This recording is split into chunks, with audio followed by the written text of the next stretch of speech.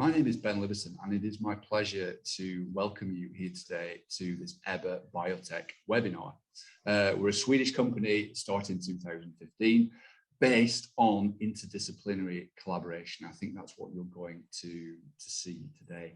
Our products are the octatracers, where we trace and label macromolecular components. And anyone who has been on one of these webinars before, I'd really like to draw your attention to this very nice new image that we have there with the orange background. This is for our live tracking of bacterial growth and biofilm formation, which is what we are going to hear about today. So without further ado, it is my great pleasure to introduce you now to Ash Zarkan. He's a PI at the Cambridge Infectious Disease, University of Cambridge, bachelor's in pharmaceutical chemistry, MSc in microbiology, and PhD from Cambridge in microbiology, which makes him, I guess, a microbiologist with a pharma background. He has a passion for tackling antimicrobial resistance using adjuvants. And I've had a sneak peek of this presentation before. I'm extremely excited to listen to what you've got to say today, Ash. It's over to you. Thank you, Ben. Thank you. Yeah, it's really a pleasure to be here. I think I started collaborating with you guys in Ebba Biotech. It's been like a few years now, and it's been really kind of productive collaboration. So I'm very happy to talk a little bit about our collaboration here. And as Ben mentioned, yeah, I am based at the University of Cambridge, Department of Genetics. And I would describe myself as a microbiologist, but really my background is in pharmacy and pharmaceutical chemistry. But I then moved and did a master in microbiology, followed by a PhD, postdoc for a while. And now I'm running my own group in Cambridge.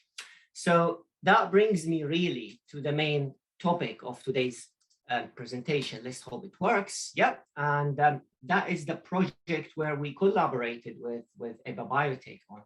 And it's really a project that aims to find a new therapy for urinary tract infections. Urinary tract infections are really problematic infections, mainly due to what we call biofilms. Obviously, Ebba Biotech have very strong experience in detecting biofilms, which is one of the main reasons we approach them.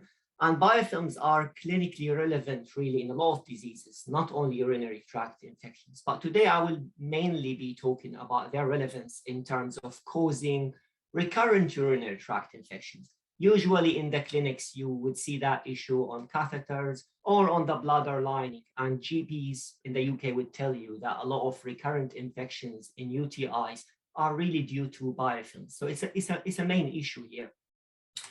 Right, this collaboration is started with us bringing some expertise and some, let's call them requirements, and Ebba Biotech bringing other expertise and bringing some technologies to actually help us fulfill some of those requirements.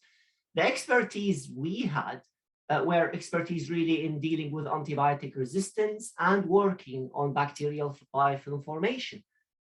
I will be talking a little bit more about the issue of antibiotic resistance. If you are not very familiar with it, I'll be giving a bit of a background.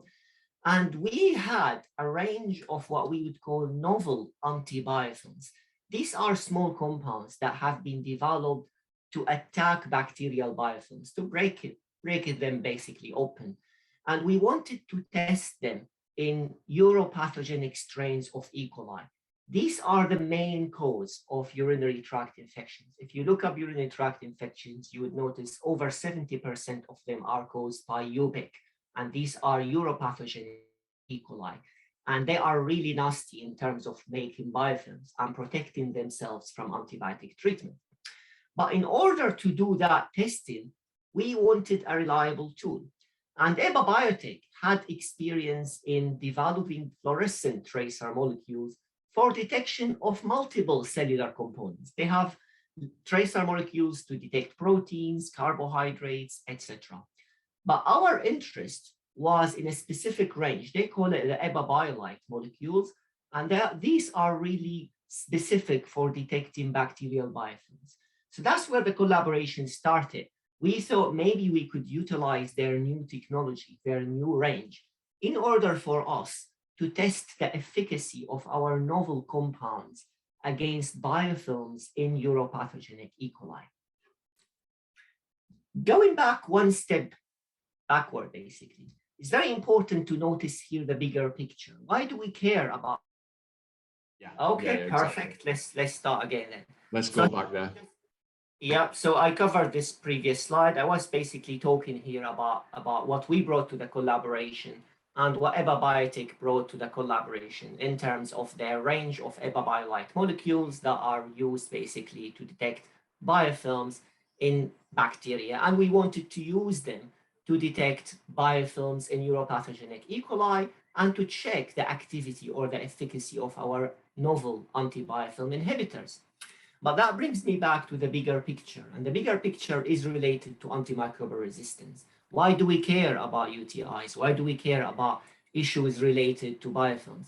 Well, in addition to the COVID-19 ongoing pandemic, we have another issue related to antimicrobial resistance, which is really caused by microorganisms like bacteria, viruses, fungi, or parasites no longer responding to the drugs designed to kill them.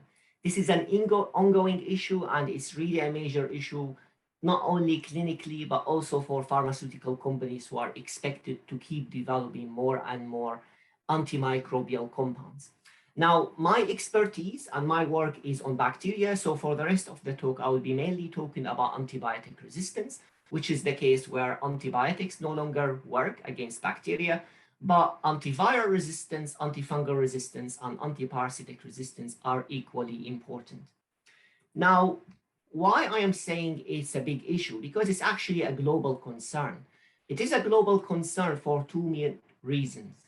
The first reason is we have a rapid increase of what we call multi-drug resistant infections. In the media, sometimes they call them superbugs. These multi-drug resistant infections can resist multiple antibiotics in the case of bacteria, and they threaten our ability to treat common infections. But there's another side of the story, and that other side is there's a severe lack of new antimicrobial drugs. In terms of big pharmaceutical companies, they have not been doing enough really for the past 30 years to keep up with the rise in multi-drug resistant infections for a lot of reasons that I am not going to discuss today. But this global concern was recognized officially in the UK in 2014, when the UK Prime Minister at that time, David Cameron, he asked Jim O'Neill to look into the issue of antimicrobial resistance. How big is this issue? Whether the government in the UK and in other countries need to do something about it. And Jim O'Neill did a report at that time, and he published it in 2016. Now, the main take-home message that came in the official report from Jim O'Neill in 2016 was that if nothing is done to deal with the issue of antimicrobial resistance, then we will be looking at around 10 million deaths in 2050 that are associated with resistant infections. That is really scary because that will be higher than the number of cancer-associated deaths. To put that into context, that basically means one person dying every 3 seconds from an infection that is currently treatable, but it will not be treatable in 2050. Now, although this is scary, it may have been an underestimate. A recent review that came out literally, I think, a few months ago in January this year, we call it the Graham Report. It looked at how many deaths we already had in 2019 that were associated to AMR, antimicrobial resistance, or where AMR played a significant role. And in that report, they reported that we already have around 1.5 million deaths in AMR in 2019, where AMR was the main cause. And there was around 5 million deaths globally, where antimicrobial resistance played a significant role. Now, putting that into context and thinking about reaching 10 million in 2050, it becomes very clear that we are likely to reach 10 million way before 2050 if we are already at 5 million globally. So AMR is already a leading cause of death, and it's already a global burden that needs to be dealt with. Now, that's the issue, but how do we deal with it? How do we actually try to find a solution for the rise in antimicrobial resistance and in antibiotic resistance specifically. People do it in three different scenarios. The first scenario is you try to improve diagnostics. In that sense, you try to make sure that you are not over-prescribing those antibiotics in cases that they are not really required, like the case of viral infections. Take COVID-19, for example. If it's a viral infection, you shouldn't really prescribe an antibiotic. And in this case, if you prescribe less, the resistance will emerge less, and you are likely to have them for a longer period. Also, it's important to know what bug exactly is there, so you prescribe the right antibiotic. You don't misprescribe. Now, that's one way to deal with it. Another way, which is probably the most ideal way, but the most costly way, is to try to find new antibiotics or new therapies. There are some alternative therapies out there that are trying to deal with the issue. For example, phage therapy. And there are some companies that are currently developing new antibiotics, but we're not doing very well on this side. It's just due to a lot of reasons. Some of them related to the commercial side of developing antibiotics, others related to the difficulty of developing new antibiotics. So there is some effort in terms of developing new antibiotics, but it's not really up to the threat. Now, a third way of dealing with the issue is trying to make use or trying to make the best possible use of what we currently have. And in this sense, we revisit what antibiotics we have and we try to increase their activities by using adjuvants. Adjuvants are usually additional compounds which you could add it to antibiotics, either to increase the antibiotic activity, sometimes to broaden the spectrum, to make it active against wider bacteria. So the use become a bit better. You can use it in other infections. Sometimes you could just simply lower the required dose. Why this is important? The less antibiotic prescribed, the better, because then you could actually reduce the number of resistance that may emerge for that antibiotic. So lowering the required dose would be also very useful. And some adjuvants can bring antibiotics back to life. So antibiotics that are resistant can become sensitive again via this route, which is really important. A very good example, and a very known example for this approach is augmentin, which is basically developed and commercialized by GSK. And if you look at augmentin and you think, how does it work? It's got an antibiotic. It's a beta-lactam antibiotic. It's called amoxicillin, but it's got an adjuvant. The adjuvant itself is not an antibiotic. It does not kill the bacteria.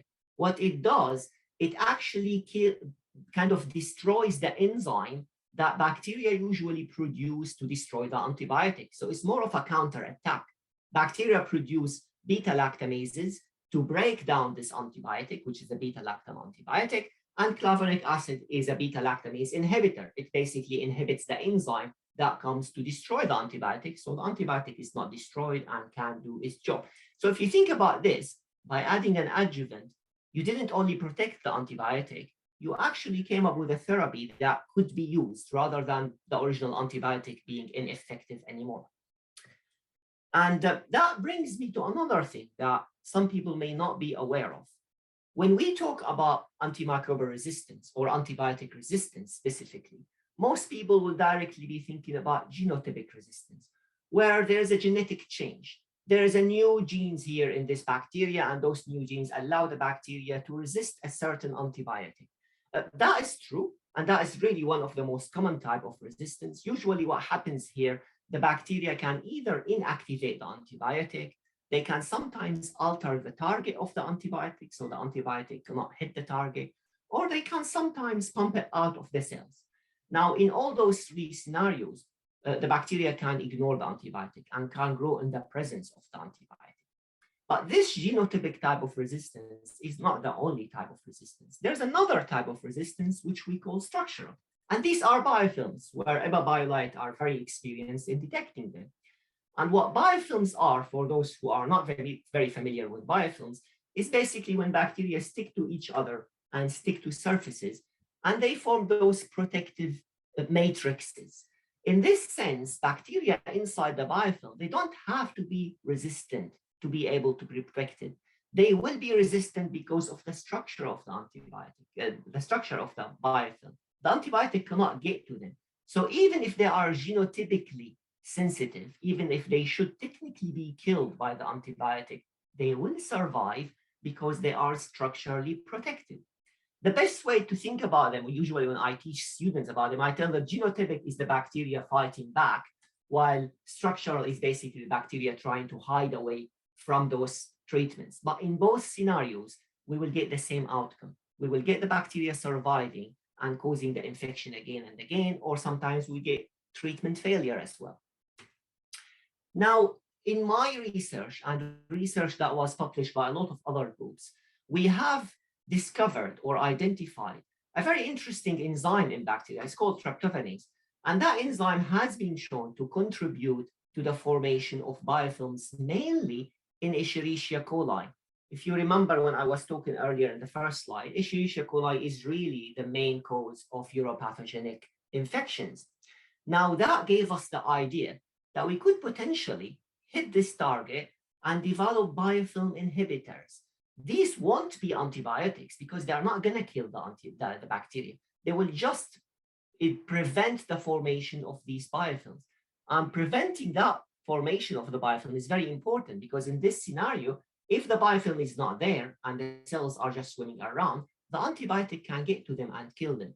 So we would apply that in the same manner as augmentin, as an antibiotic adjuvant, but the adjuvant in this case increases the activity of the antibiotic by preventing biofilms from happening. And obviously, because our target is in E. coli, it makes sense that we target urinary tract infections where E. coli is responsible for the majority of infections. Now, talking a bit more about E. coli. E. coli is not only problematic because you see biofilms, and that is really one of the main important parts of the story. You see those biofilms usually on the bladder lining or on indwelling catheters, but they are also problematic because the presence of biofilms lead to what we call clinically a recurrent infection. If you ask GPs, they will tell you this is called the UTI loop. It's a patient going to the clinic with symptoms related to UTIs. The patient will receive usually a course of antibiotics, 1 to 3 days. Then later the patient will appear better. And then once the patient is better, the antibiotic is stopped. But then later the patient comes back to the hospital or to the GP with the same infection.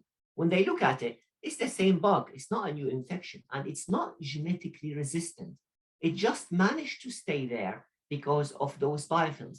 So this recurrency causes a lot of extra use of antibiotics, a lot of discomfort to patients. It prolongs treatments, makes a lot of treatment failure cases, and can sometimes lead to severe complications. It's also problematic because UTIs are among the most frequent bacterial infections. They really cause the majority of infections if you compare them to other bacterial infections.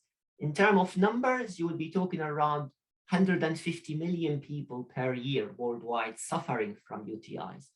They are more problematic in women compared to men, and their ratio is around 8:1. And there have been some stats saying 40 to 50% of women will develop a UTI in their lifetime. It's not a good stat to look for if you are a woman, but it is what it is.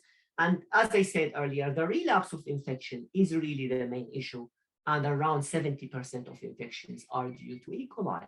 So if we could prevent the relapse of infection, which is mainly caused by E. coli biofilms through our biofilm inhibitors, we could potentially stop the UTI loop and we could solve the issue of recurrency.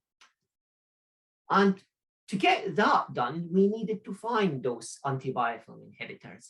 So we started with an in silico screen. And that's an approach where instead of doing a wet lab screen straight away, you screen large number of compounds against your target of interest, but you screen them in silico using computational platforms. And I think we screened there around 6 million compounds. But then we had to do some in vitro testing in the lab. You can't basically just rely on the in silico. So we narrowed the hits, I think we got around that time around 6,000 compounds as potential hits. We narrowed them down into around 1,000 compounds, which we got synthesized, and we tested them in our lab. These were not tested only for their activity against the purified enzyme. We also tested them for their activity against live E. coli cells. Why did we do that? Because in developing an antibacterial therapy, there's always a common issue where people might develop a compound that would work against the target enzyme in vitro. But when they apply it to bacteria, it doesn't get inside. Due to the structure of bacteria, it doesn't cross the membrane. And that is an issue. So you want to make sure that whatever you develop here does not only hit the purified enzyme, you want to make sure that it can get inside the bacteria that you are targeting, and it can do its job on the inside. And that's what we did here. We did two types of screens where we screened not only against the purified enzyme, but we made sure this or those compounds, they also work against live E. coli cells. And finally, once we reached there, we said, right, now we want to do a proof of concept. We want to check whether these compounds can inhibit biofilms.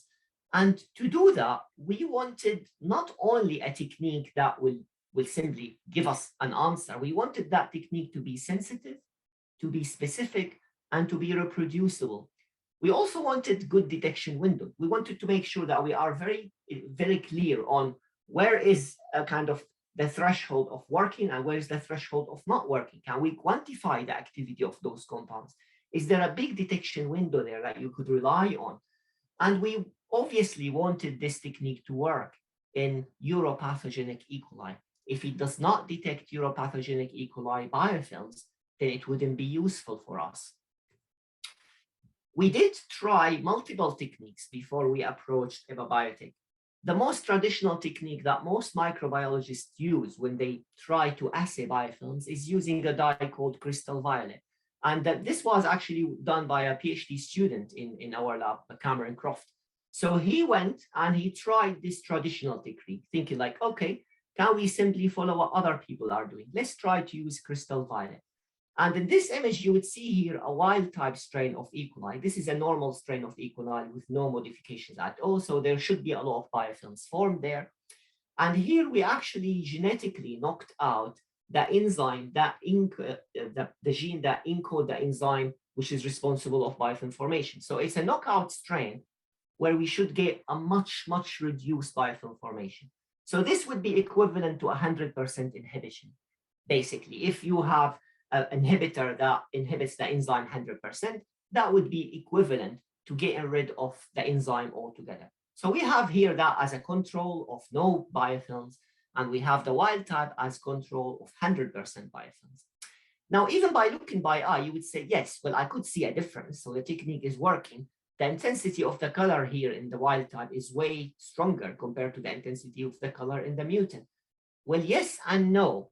It looks like it's working, but when you repeat the same assay on multiple days, you would notice there is too much variability among biological replicates. It's not really reproducible.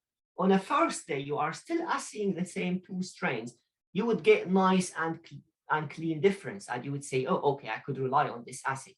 You would repeat it on the second day. You haven't changed anything, really. The reproducibility is poor. Here you will start doubting yourself. Is it really working? Is there something wrong in the assay?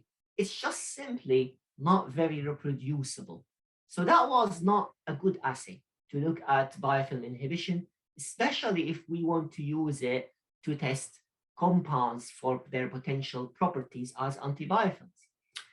Then Cameron tried another assay, which is also routinely used to look for biofilm formation in bacteria, including E. coli.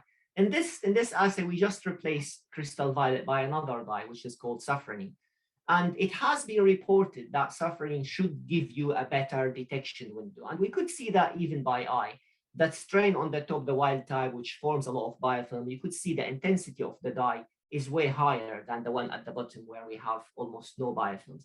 So in that sense, yes, you get a better detection window because basically the ratio of absorbance is better. So in this case, the window for detection is better.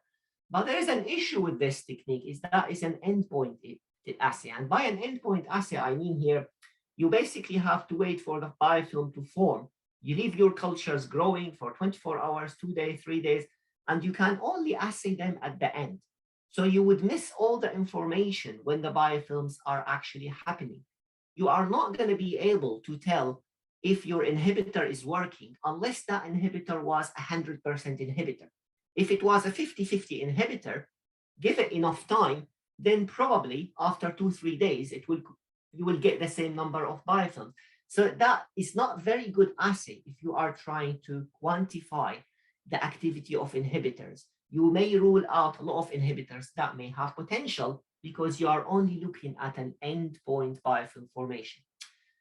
And that brought us to deal basically and collaborate with Ebba Biotech. Now, Ebba Biotech have what they call the Ebba Biolite 680. They call it an optotracer.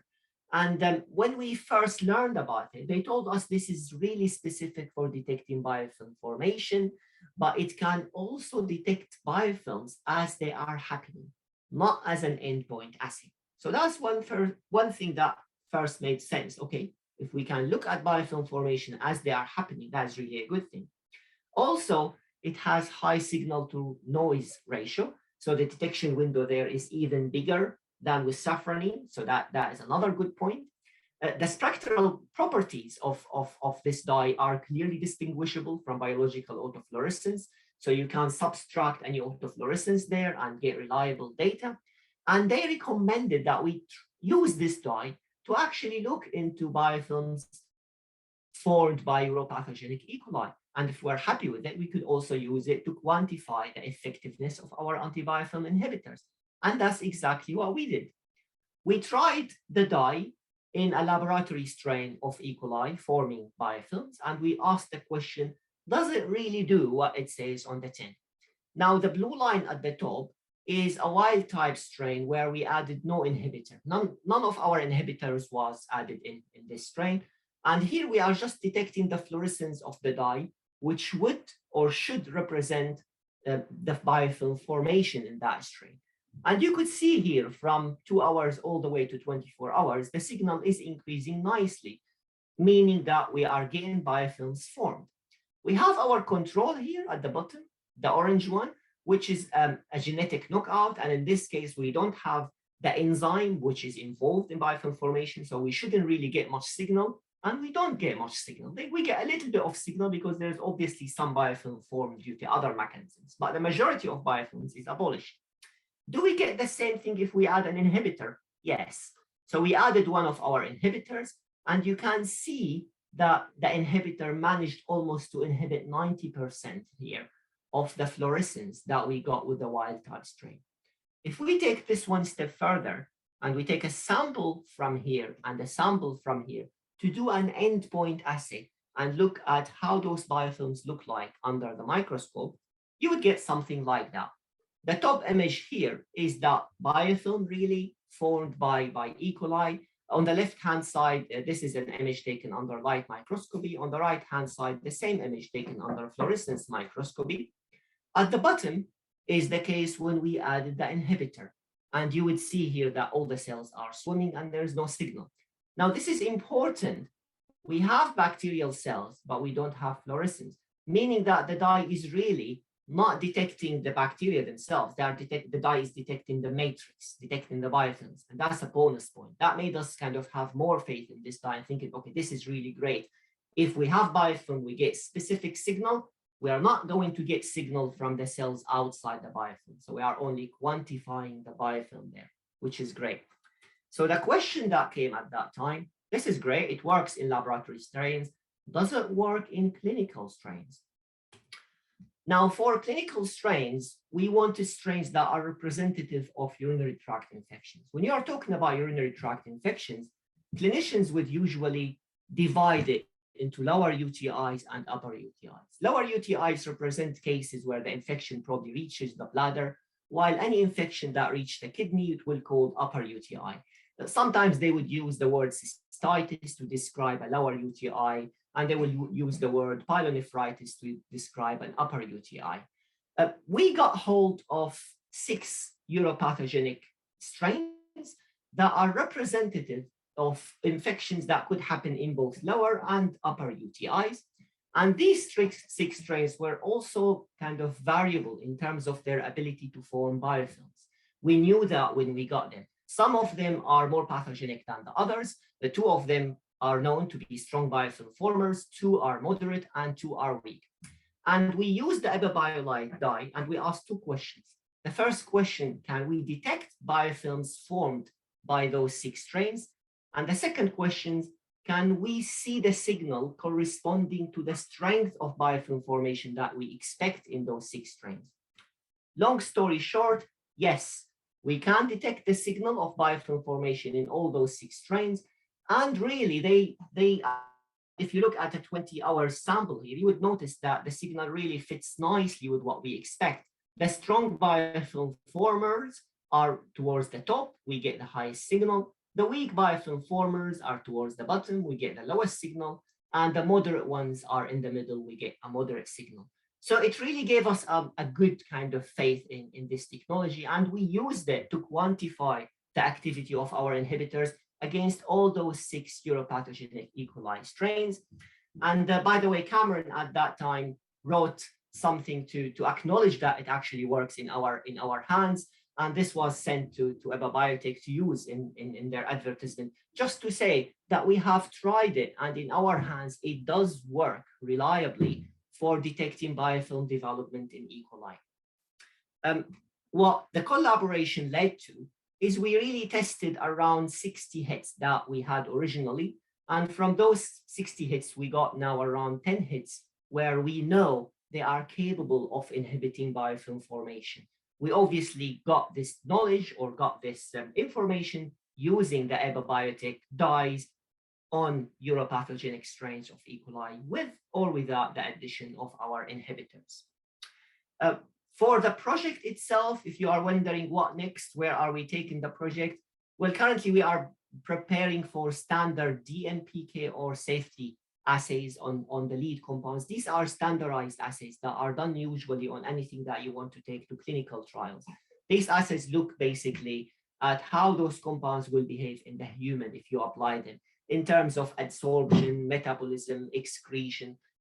We're not here looking at the activity, but looking at are they suitable for use in human. Now, if we get through those filters, we will move on to use mouse models and obtain further in vivo proof of concept, looking into establishing a UTI infection in a mouse model and adding our compounds and asking the question, does it work in the mouse model? If it does work in a mouse model, our next step will be taking it to clinical trials. With that, I would like to acknowledge all our funders so far, the MRC, Rose Trees Trust, Cambridge Academy of Therapeutic Sciences, the Isaac Newton Trust, the School of Biological Sciences here in Cambridge, the Wellcome Trust, and Innovate UK. They all participated for the past 5 years in funding this project, and some of them are still funding the project currently. So yeah, I have to acknowledge their support. It's been really, really good to have lots of funders on board. And that brings me back to Ben. And Ben, if you want to say a few words to kind of summarize, and if you guys have any questions, please feel free to put it in the chat or shout out. Thank you so much, Ash. Yeah, before we get into the questions, I'm sure we'll have a lot. I know some of you have to go. So just to say that if you have any follow-up questions about the products or the publications or anything that Ash has talked about, then please feel free to reach out to us. You can get in touch via the email you can see on screen there, info@ebbabiotech.com, or you can contact us through the website, and please, yeah, book a call with us and we'll be happy to talk about your projects and how the Opsa tracers can be used for you.